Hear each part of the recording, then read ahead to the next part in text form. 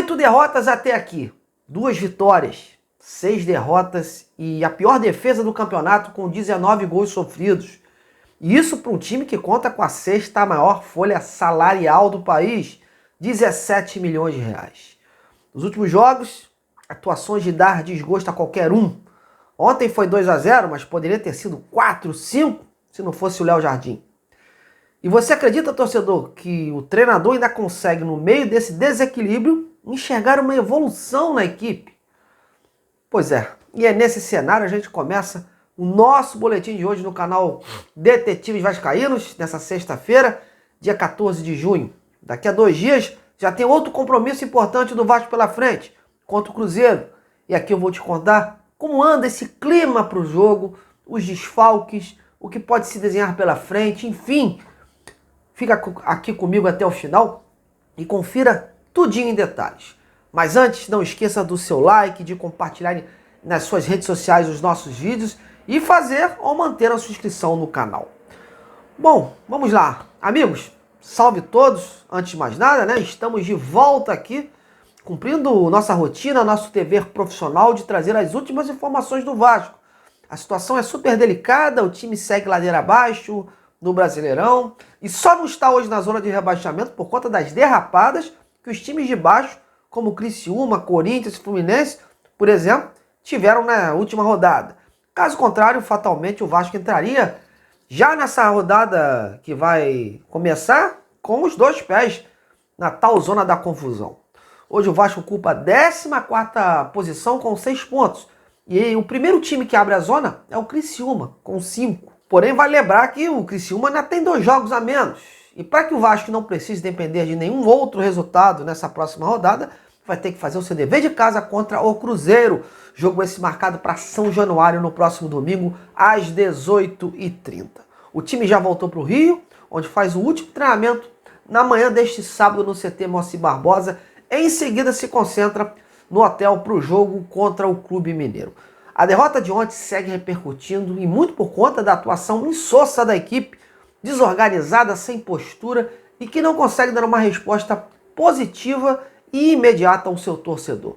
O sistema defensivo do Vasco hoje, por exemplo, é um Deus nos acuda e não há luz no fim do túnel para que haja uma recuperação nesse setor. Isso porque o Vasco não tem peça de reposição para que possa tentar algo diferente nesse miolo de zaga. Ontem colocou o Rojas no setor, mas manteve o Maicon e o Léo, que vem sendo bastante criticado. Já domingo, terá o retorno do João Victor, mas com a tendência da dupla contestada a ser mantida. Isso porque o Rojas teve um choque de cabeça na partida de ontem contra o Palmeiras, e mesmo não tendo sido nada grave, reza o protocolo da concussão da CBF, né, que o jogador que sofre esse tipo de lesão deve passar por um período de no mínimo 5 dias de recuperação, além, claro, de comprovar através de exames que a situação está assintomática. E aí fica a pergunta, será que dessa vez o Álvaro Pacheco vai tentar voltar com o esquema de 2 zagueiros, barrando o Maicon ou o Léo, ou vai manter a trinca aí de defensores? Ontem não deu certo, o time foi envolvido pelo Palmeiras, o garoto Estevão só faltou chover, né? Deitou e rolou pelo lado direito, e até mesmo o Piton, que vinha sendo o destaque do ano, acabou sendo envolvido nas jogadas ali naquele setor e não dando conta do recado. Outro setor que o treinador português será obrigado a mexer é o meio-campo. Apesar de não ter sido titular ontem, o Sforza tomou o 3º cartão e vai ficar de fora desse jogo de domingo. Provavelmente o Cocão pode retomar aí a lista de relacionados, ele que ficou de fora desse jogo.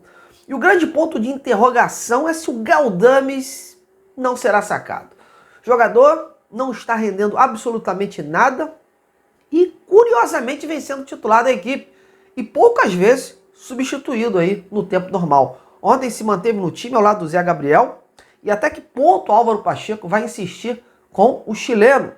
Creio que seja necessário aí fazer uma mudança para que o meio-campo possa ter uma maior pegada. Outra coisa, Payet, Francis sentiu dores na sua coxa durante uma sessão de treino no início dessa semana e precisou realizar uma ressonância magnética, que constatou uma lesão no local. Está em tratamento intensivo, mas por se tratar de coxa e pelo pouco tempo de recuperação, eu acho difícil a sua presença domingo, até para não forçar a barra. Caso isso se confirme, o time vai seguir sem uma referência naquele meio campo. Ontem o David foi acionado nesse setor e, ao que parece, por hora deve ser mantido, porque o Álvaro Pacheco, na coletiva, elogiou o espírito do jogador. Fica a dúvida sobre o companheiro do Verratti. Como eu previa nos últimos vídeos, o Álvaro acabou sacando o Ryan, porém colocou o Rossi, que pouco produziu. Há uma tendência aí do Adson ganhar uma oportunidade no time. Tudo isso já vai sendo avaliado pelo Álvaro Pacheco, que, por falar, né, nele, vem sendo bastante contestado pelos torcedores, que não entenderam nada da escalação que ele colocou em campo ontem. Escolhas essas que, como eu falei, pesaram pra caramba para dar início a essa derrota. O Pacheco, aliás, na coletiva, procurou passar uma mensagem de otimismo, de esperança, e mesmo os números mostrando que o Vasco vem caindo de produção, o treinador conseguiu enxergar uma evolução do time, comparando a postura que teve diante do Flamengo. Será? Bom, então vamos ouvir o técnico português. O Vasco teve um crescimento destes dois jogos difíceis, de grau de dificuldade elevada, mas olhando para aquilo que foi o crescimento do último jogo para este jogo, penso que o Vasco teve um crescimento a nível do jogo, porque principalmente a nível de coragem. Foi uma equipa que também lidámos com o Palmeiras, que esteve muito forte, principalmente numa primeira parte que entrou a promover e a explorar aquele espaço que estava principalmente nos corredores centrais, mas principalmente acho que os meus jogadores tiveram uma atitude no sentido que, mesmo estando a perder, nunca deixaram de se ligar do jogo, nunca tiveram ligados ao jogo, tanto é que nós olhamos para aquilo que é a segunda parte.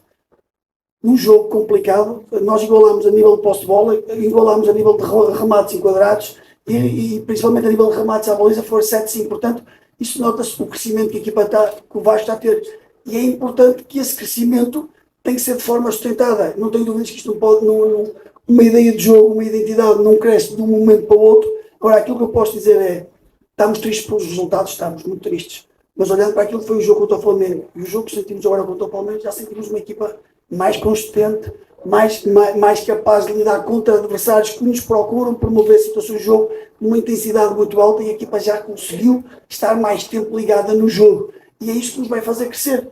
Aquilo que eu posso dizer é, estamos tristes, e eu senti essa tristeza no balneário com os jogadores, mas também disse a eles que, olhando para aquilo que foi o último jogo, para este jogo, já senti uma equipa completamente diferente no sentido de melhorar, de crescer, de evoluir, e é nisto que temos que seguir.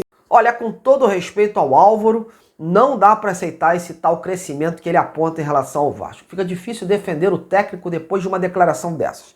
Não vi nenhuma consistência no time em momento algum, a não ser nos erros cometidos.